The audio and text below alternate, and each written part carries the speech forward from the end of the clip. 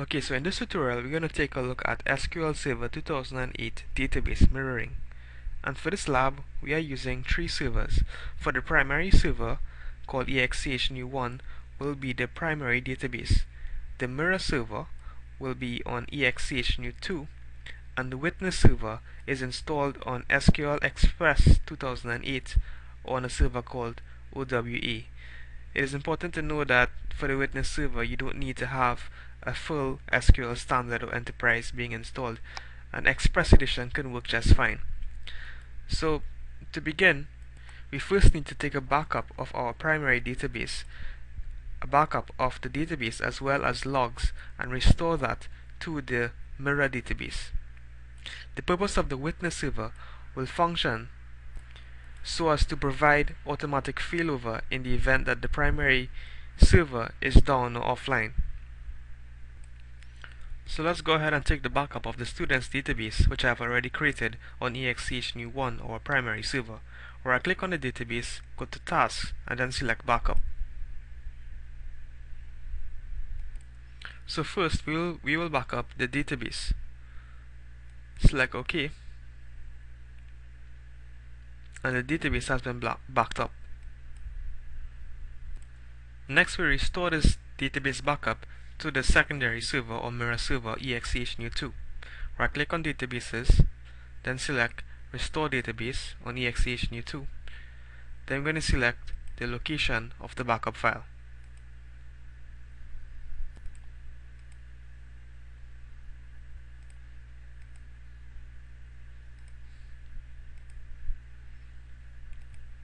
And then give a name for the database which we will be restoring to. Select the database file to backup and restore. And under options, very importantly, we need to select the option where it says to restore with no recovery. And select OK. So our database has been restored. Interestingly, if you take a look at the students database, you will see that it is in the restoring mode, indicating that it is in a non-recovery mode. Next, what we need to do is to take a backup of the transaction logs of the primary database.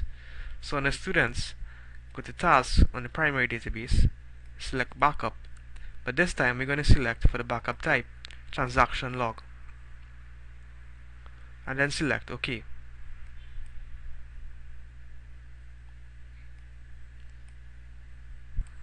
We then restore the transaction logs on the database. Select Restore Transaction Log. Browse to the folder containing the backup file.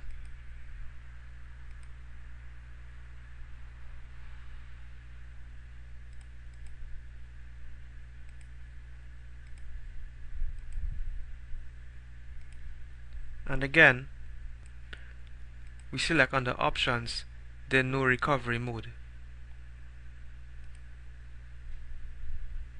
So now our database and transaction logs have been backed up and restored to the mirror server. Next, we go ahead and enable database mirroring on the students database.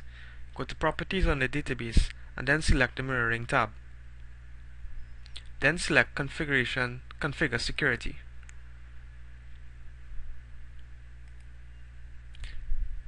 In this case, we are using the witness server, which will provide automatic failover. So we are going to configure security to include a witness server instance. Select Yes and go Next. Then we're going to select the primary server, which is on exchnew1. Notice that it will be listening on connections on port 5022. So ensure that your firewall properly unblocks this port. Go Next. Then we select the mirror database, which will be on exchnew2, which also uses port 5022. And finally, the witness server, which is using SQL Express on the server called OWA. Click on Next. In this, very important, section of the wizard, we need to specify the service accounts that the SQL Server service uses. In my case, they all use the same account, so I'm going to leave this section blank.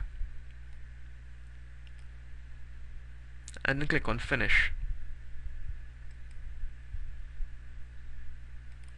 And then we are prompted to start the mirroring process. So I'm going to click on Start Mirroring.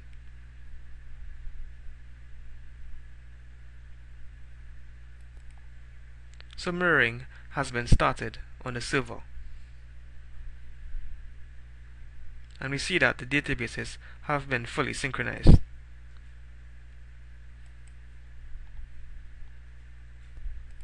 Notice that we can't directly edit or view this database because it is in a non-recovery mode.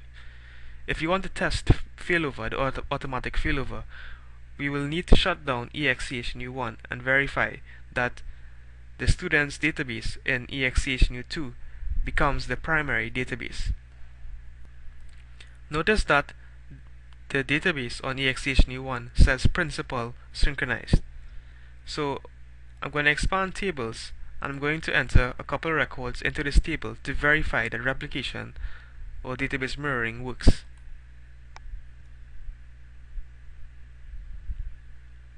So I'm just going to enter another record here.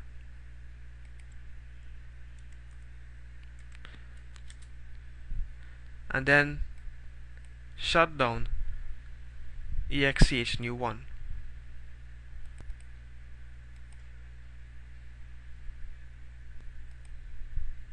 Within a few seconds, we notice that the student's database on exchnu2 has now become the principal database.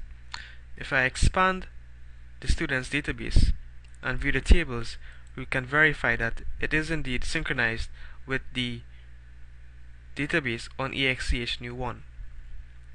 And this is indicated by the row that we just added previously before the shutdown.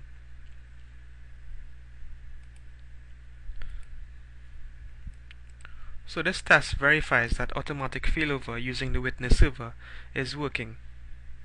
Some important points to know if you are getting problems setting up database mirroring is to ensure that you backup and restore both the database and logs to the mirror server.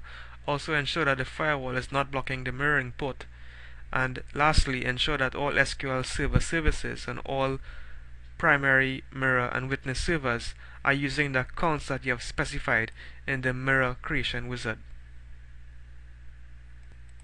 We can also go ahead and test failback to exchnu1 by entering another record here into the student database and then shutting down exchnu2 so that exchnu1 becomes the database, the primary database.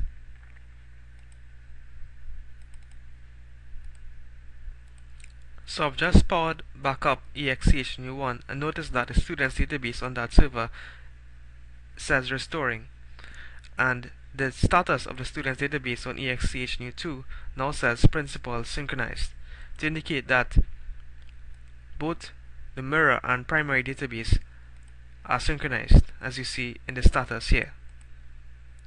So now I'm going to initiate the shutdown of exchnu2 so that exchnu1 once again becomes the primary database.